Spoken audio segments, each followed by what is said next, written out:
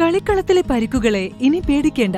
എല്ലാവിധ സ്പോർട്സ് ഇഞ്ചുറികൾക്കുമുള്ള സമഗ്ര പരിഹാരം ഇവിടെയുണ്ട്. ABC orthopaedic hospital, near Kairali theatre, Calicut road, Manjeri.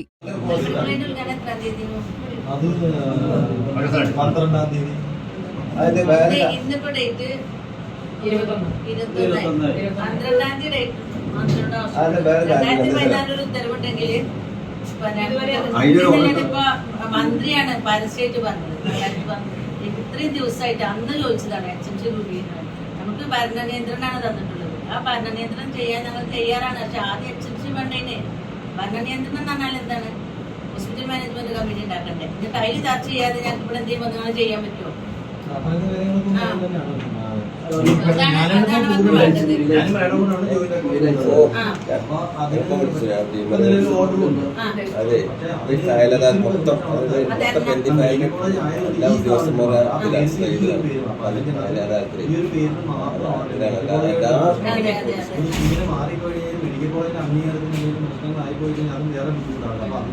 അതുകൊണ്ടാണ് ഞങ്ങൾ ഇത്രയും കാലം ഉണ്ടായിരുന്നത്. കാരണം 2016 കിട്ടിയ തന്നെ ഞങ്ങള് അന്നത്തെ സൂപ്രണ്ടിനെ, അന്നത്തെ DMOനെ, അന്നത്തെ ആരോഗ്യവകുപ്പ് മന്ത്രിനെ, ആരോഗ്യവകുപ്പ് സെക്രട്ടറിനെ ഒക്കെ കണ്ടതാ.